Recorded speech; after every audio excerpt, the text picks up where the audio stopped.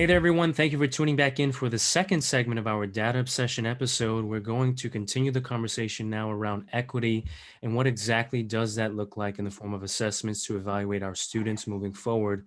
Don't forget, if you like what you hear tonight and want to learn more, tune in every Thursday at 7 p.m. Lady and Atiba, take it away. So Atiba left us with that cliffhanger, and I think he was calling on Woody to answer that first with the formative. Yeah, that's a tough one. I definitely got to make sure I don't get myself into too much trouble here, but I'll say. There's no getting into trouble here. Come on now, Woody. I guess I'll say this. This could get me in a lot of trouble.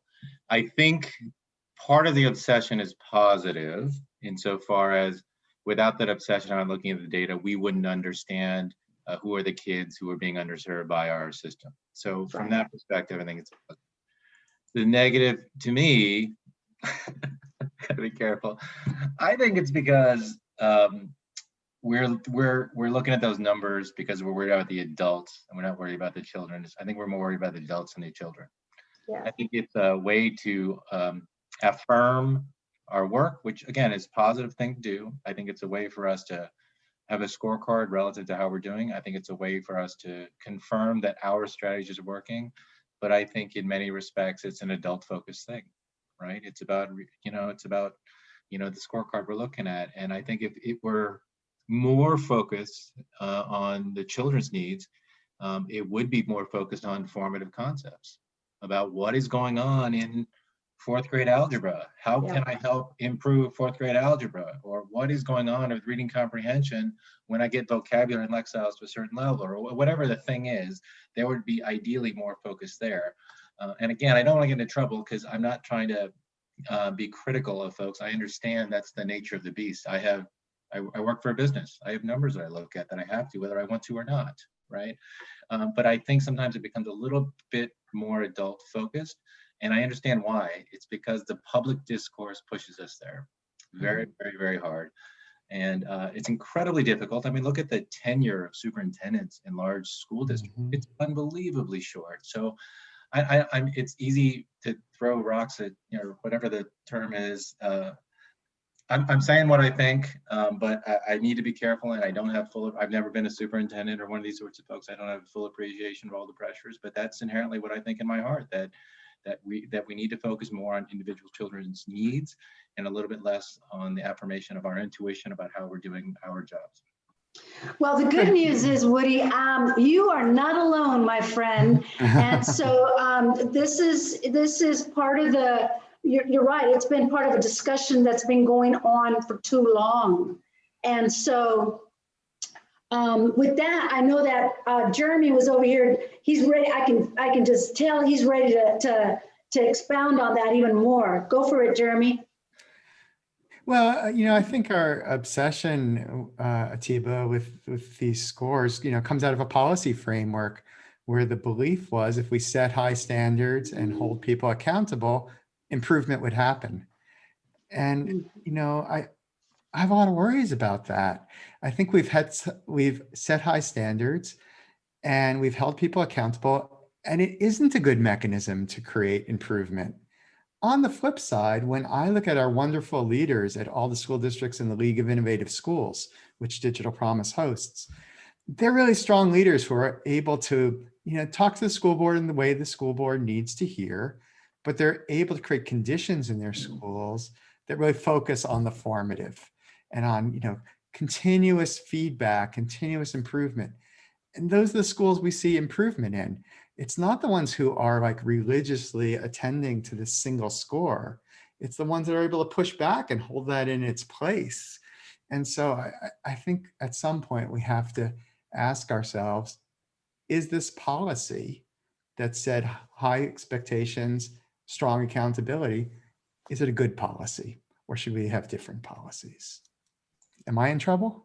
No, you're not. So again, I'm not in the formative space. The only thought that I have to pop up is how technology is allowing us to do more dynamic assessments. And I think that this is the opportunity to leverage, gaming, all these different methods to engage students, to assess students in different ways. this is the time to do it. We don't have to, you know, the little paper booklets we used to get in Bubble and, you know, Scantron, you know, we're not bound by paper anymore. And so hopefully technology will allow us to really critically evaluate students' abilities better and use that information better. So that's the only thing I had. Yeah, Ebony, that's a great lead in and an example. In our last session, I was talking a little bit about something we're doing research with, a system by a company called Signition that provides an online remote human tutor to kids. Part of their system is the kids play a game in between tutoring sessions, and it's a chance for them to practice and explore their math skill. But the game also captures some data, which is giving information to the tutor about, you know, the tutor was tutoring them about some math concept, let's say equivalent fractions. And the game is giving them an opportunity to practice that. And so the tutor can see, you know, was my tutoring any good, and decide what to do, or they can see additional gaps. And so the kids don't experience that as like, I had to take a lot of tests to work with this tutor. They experience it as a pretty fun game, but it's able to provide this informative setting so the tutoring can be better. The tutoring can be more focused on what that child needs. Just-in-time teaching, just-in-time teaching, exactly. So, you know, whatever assessment we're talking about, whether it's summative or formative,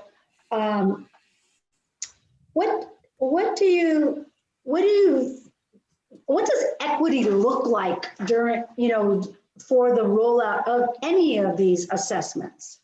How do we use that equity lens when we're I want to hear from Ebony, these assessments? I think NAEP is the gold standard on this. Thank you for that, even though there's always room for improvement. It's one of those things where when you're close to the action, you see all of the the ways that we can do better. Basically, from the beginning of the program, we were conscientious of reducing bias as much as possible. At the end of the day, we want to measure what students know and can do, and we don't want to discourage their participation. And so, you know, there are panels that span across the nation, across different backgrounds, to make sure that our test questions aren't biased. And it's a very rigorous process. The vetting, anything that we ask a student is vetted with an independent panel. And that's pretty much our standard process. We also do various bias analyses after we get some data, you know, to say, okay, this question has to be thrown out. You know, that's just part of our process. Another thing that we do, we moved to digitally based assessments around 2011 for writing, and we're doing it for math and reading now. And with that innovation, we're able to provide universal design features so that students can interact with the assessment better. You know, if they need a magnifying glass, if they need text to speech. Right. And so we believe that all of these factors hopefully help students engage with the content better and easier. And so that's why I was getting on the technology piece, that we're hoping that technology helps increase equity in our process. But it really is a matter of, there are humans that need to be involved, and making sure that it's a diverse panel of humans who are involved in the assessment writing process and the delivery and even the interpretation of the results. And so, yeah, so that's basically what we do. Jeremy, you're on mute.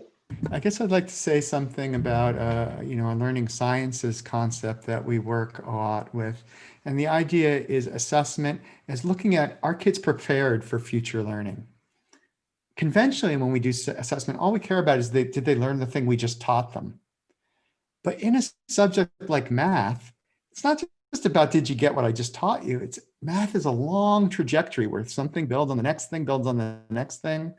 And so we've done some work in this tutoring program where the paradigm is not, we're going to give you a test about what we just taught, but rather we're going to work with you on a little bit of the next concept. And we're going to see if you can use what we've been talking about to get, say, from addition to multiplication, to get to that next concept. And that's going to be our measure of success. It's not going to be how well the past went. It's going to be, are we propelling you towards the future? And also a big thing about that is, like, why does testing really have to be alone? It's not clear that that's the best way to really know what a child is capable of, especially if that child may have some language differences, some processing differences. There's all kinds of differences out there. So why not have assessment in this tutoring context where the tutor can help them over humps that have nothing to do with the idea of addition, for example, in math. Help them over those humps and see what they can really do. And so, just we can think really differently is my point about this. If we want to have equitable assessments, it's not just like a little patch on the bad old assessment. We can open up this formative assessment context and ask ourselves, what gets us where we want to go?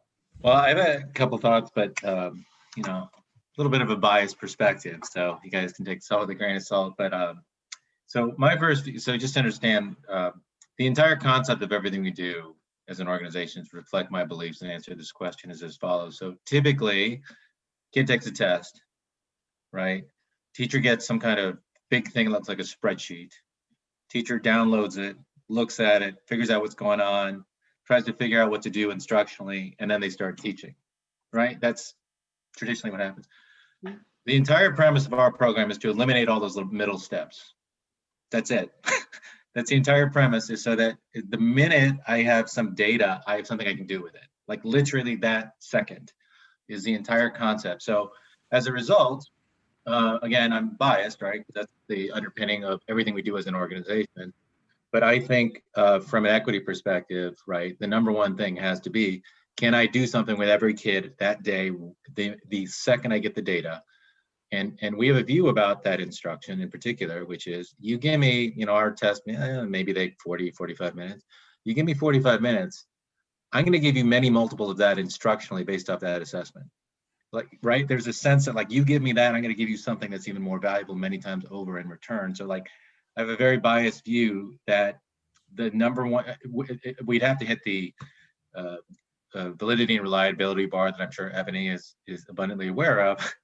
But after that, the number one driver of what's a good assessment is how quickly can I do something with it, right? And that's my view. And then the other thing is data should be goal oriented. It should represent the ambitions of what the kid is going to do in life. And and I think too often goals are defined in very thoughtless ways. They're either get to grade level, period, or they're keep up with your peers, some normative based goal that's just keep up with your peers. You know what? Neither one of those make any sense to me. Right? You need something that is ambitious, but I could actually reach, right? Is my second view of the world. That needs to be goal oriented. And my third comment is, it needs to be understandable. It can't be some crazy lab coat, guy with an abacus and a pocket protector, crazy measure with formulas that no one understands. Like, the measure of success has to be something that's very clear that a fourth grade teacher can understand, whether or not she likes data and whether or not she likes technology or numbers or anything else, right? Mm-hmm.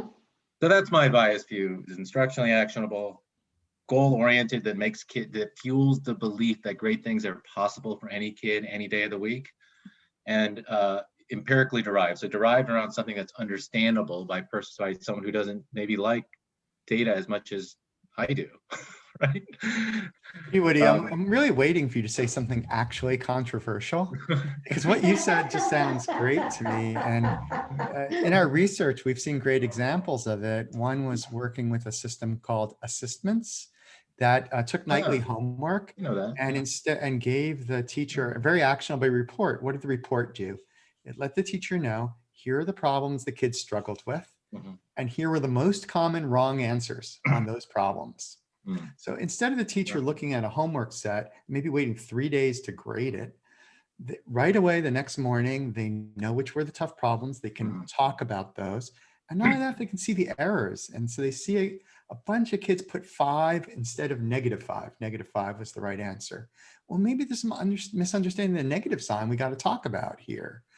And so it just changes homework from this pretty useless exercise that I think sometimes is to make the adults happy. Like, parents want to see a lot of homework. It means kids are working hard. That's for the adults. into something that's for the teacher and the kids. Like, let's see what you're having troubles with and let's refocus our instruction to actually work on what you need help on. And that's a big change, and technology makes a huge difference because no teacher has the time to every morning or every night go through all the homework and figure these things out. So assessments has been great. We did a nice randomized controlled trial with that. So, Excellent. Maria, I don't know if I'm allowed to, but could I just build off of one comment, semi-related to your Sure. question for Jeremy? No, Jeremy, we're gonna have you build on that comment. We're just gonna take a quick little break, and we'll start up with Woody. Atiba will ask another question, and then we'll get all of you to share some final thoughts. Hey there, and don't forget, if you like what you hear and want to gain some more insight into what school districts are facing now, then tune in every Thursday at 7 p.m. or subscribe below. We thank you for joining us, and we look forward to seeing you next week. Have a great night.